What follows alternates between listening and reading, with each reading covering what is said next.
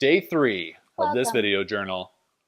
What are we going to talk about today? Well, if this is the first video you're watching, I'm Jason Zook. This is Caroline Zook. We're launching a high-value product called BuyOurFuture, which is $2,000, and it's currently on sale. And this is the behind-the-scenes look at that. This is our journal about how do you do that? How do you go about it? Or how do we do it, actually? Not how does anyone. It's true. It's just like we're sharing our experiences in the hopes that maybe you learn from it. 3 topics today, Caroline. You ready to dive in? Yes, I am. All right, so today I want to talk about daily to-dos, because I think this is a very important thing that a lot of people don't do. Sexy. That can get you into trouble when you're launching and selling anything of any size.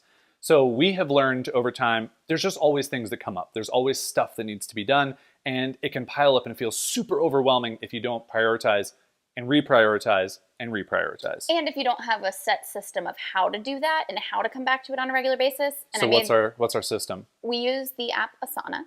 Oh, well, let's even go before that. Clued. We have powwow with the bow wow.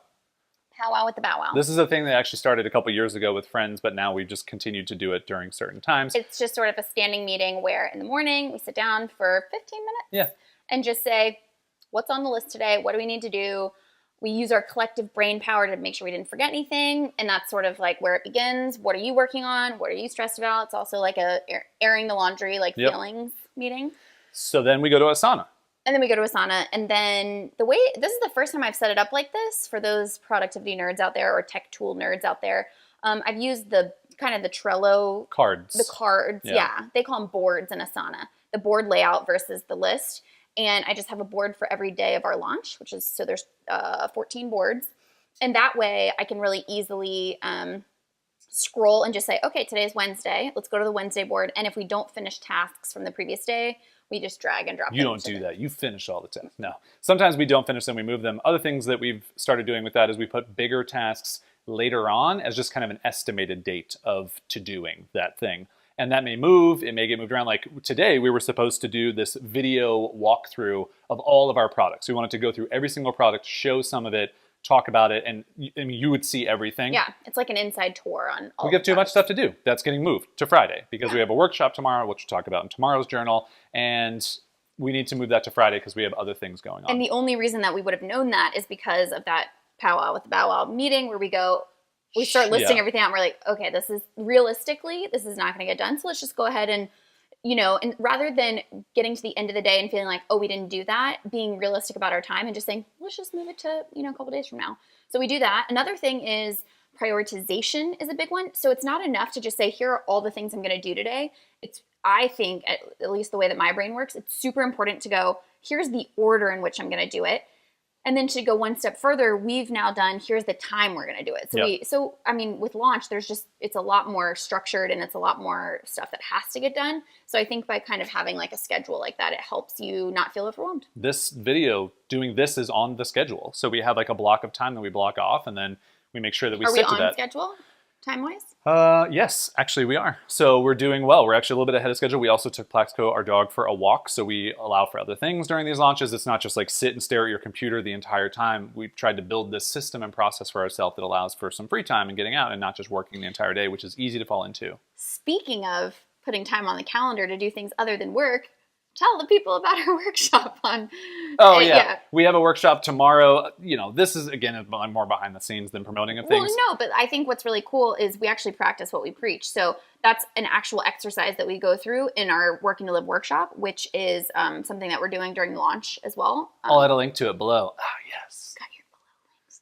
And we say that exercise of like actually on your calendar putting in time to do the things that are not just work related so that you prioritize them as well. So we practice what we preach. So that actually brings up topic number 2, which is not the workshop and not promoting the workshop, but webinars, workshops in general. We like to call them workshops just because of the...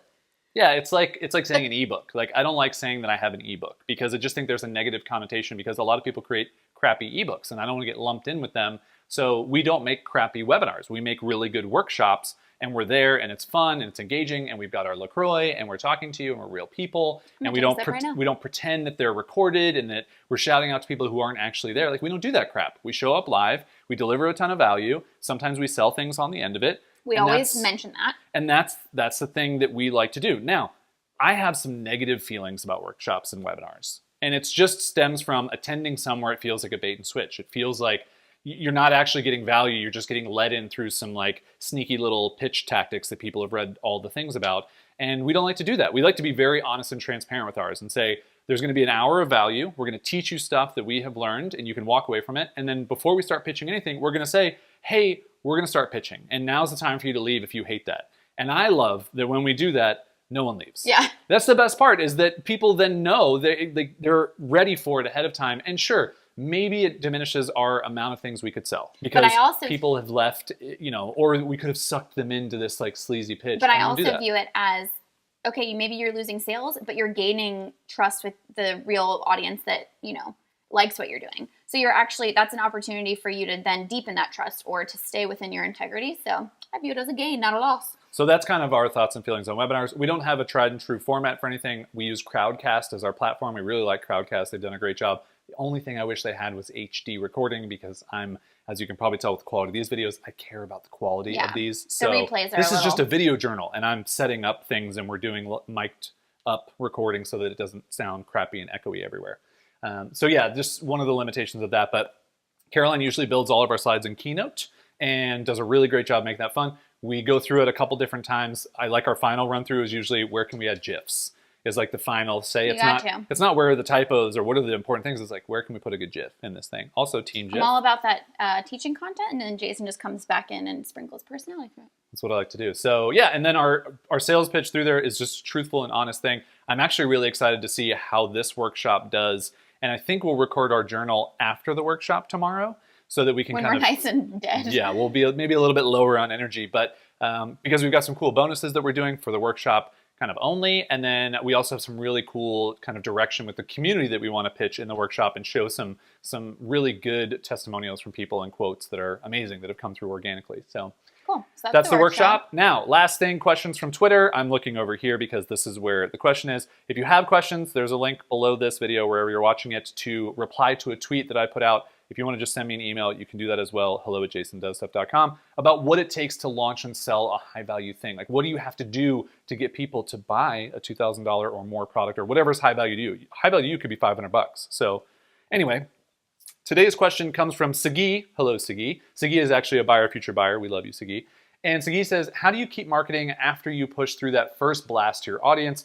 Do you find new ones or keep pushing yours? So new ones would probably be audience members, or do you keep pushing to your audience? Caroline, what do you do? Funny enough, I think that this plays into the workshop really well. I think my answer to that question is you look for opportunities to continue to speak to your audience, but not just pitch them. So part of our email strategy is not to send, an email a day for 2 weeks and say, bye. Right, and basically like rephrase a pitch in 14 different ways. Different than bye. But similar. We... Sorry, derailed. Our approach is to think about, okay, what would deem, what can we do that would be deemed worthy of sending out another email? So that's why we do the free workshop, because we're like, hey, we're delivering value. So that feels like a good opportunity to let people know about that. And then the pitch becomes still present, but it's more in the background. Different opportunities, highlighting the community. So we're always trying to kind of lead with value in those emails, but we don't really go outside of our audience. No, we really rely on our audience. This is one thing where I strongly believe that if your audience is growing at all organically, even if it's a small amount, then that means there are new people who are coming through. And we've seen that with BuyOurFuture. Sure, less people have bought each time, but the price has also gone up. So we've had this graph of like less people buying, less total people buying, more revenue per launch because the price is different and whatever. So I do think that there's something interesting there where if you feel like you've tapped your entire audience, it's okay to say, all right, I need to go and get more people, but also realize, have you actually tapped your entire audience? Like, have you really done that?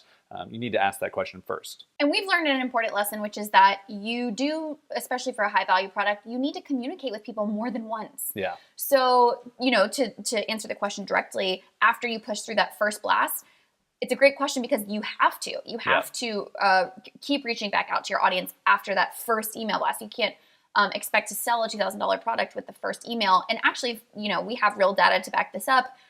The most sales are going to come at the very end of your launch window. Guaranteed. There's going to be a lull in the middle. And this is off of a 2-week launch window. I don't know how that would skew if it was a shorter time frame.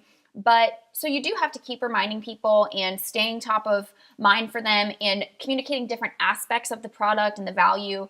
And we really like to focus on the transformation. Now that we have people in the community and we've launched it a few times, we like to focus on the transformation that it's created for people, real transformation, not just like one person happened to sell a course for, $100,000 in revenue and then we just like blast that person. It's like, no, here's the spectrum. So it's like, if you don't have an idea, here's somebody who has just started a business. If you're a 9-to-5er and you want to transition out of it, here's someone who's done that. So we like to show kind of the spectrum of transformation. I think the other thing here too is just because you sell something once doesn't mean that you can't sell that thing in a different way the next time around, which I think is a lot of what you're talking about, is trying to figure out, okay, what has worked, Plaxico, what has worked, what hasn't worked, what have I tried, what are the things that you can continue to do differently for your existing audience, not worrying about having to go and create a bigger audience, but going, how can I position this so it's actually speaking to my audience the right way? And one really good thing that you can do is after you finish a sales cycle, and we've done this a couple times, is email the people who didn't buy but maybe showed interest if they clicked through an email or whatever, however you want to track that, and just ask for them to reply or set up a survey if you want and go, why didn't you buy? Like, what could have been better? What didn't resonate with you? And a lot of what we found during the last launch that we did this was it was just too much money per month for some people who really wanted to get in. That's why the $200 per month payment plan has started. And I think that's going to be a really helpful thing for us this time around. So we'll see how that goes. One extra thing that I want to note that we haven't talked about is like, we're just 2 people. We don't have a launch team. There's no team. We don't have a launch specialist that we bring in twice a year. We have one person who takes care of our Facebook ads, who is awesome. Seth, shout out to Seth. We have our developer who helped us with the website leading up to it. Ben, shout out to Ben. And then there's just us doing the whole thing. So the reason I bring that up is because if that's the case for you, you have to be super discerning of what you spend your time and energy on. So the reason that we don't go outside of our audience is because if you're gonna like cold sell a $2,000 product to an audience that doesn't know you, it's gonna take a lot more effort to try and build trust right up front with those people. So we kind of view the best use of our, bang for our buck, so to speak, is to go to the people who have touch points with us to really try and go deeper with our audience rather than going wider. And I don't know who said this first, but when you're selling high value, you need high touch. And so that is something that we believe in. So that's why there's a little chat box on the BuyOurFuture website where you can chat directly. I manage that with me. Ask any questions you want. If you reply to our emails, we reply, hopefully within a couple hours, because we are selling something. So we want to get to those questions quickly. So there's a lot of high touch involved because we know that that's what it takes. If we're just selling, like Caroline has a $20 course about hand lettering, you don't need high touch. And you actually waste money and time by doing high touch because it doesn't need that. So yeah, I think that's just a really important thing. Sagi, this is a good question, and it's something we think about all the time. It's something all creators and people who sell things think about. So, and I'll link up to, I just kind of put some thoughts out into the world this morning on Twitter about selling and about what it takes. And the 2 things that I think I've learned the most from selling Buy My Future, now Buy Our Future, and bringing in over $400,000 in revenue with it, which is pretty amazing. And there's 2 things. So I'll link to the Twitter, bury the lead there, just like. You're not going to share the 2 things? Nope. I don't even know what they are. Oh, very exciting. Follow that link. All right, so hope you've enjoyed this little video journal. If you guys have questions, again, follow the link below on that. You can leave comments if you want on YouTube, if you're watching that there. If not, just let us know that you're enjoying these videos and that you want more of them.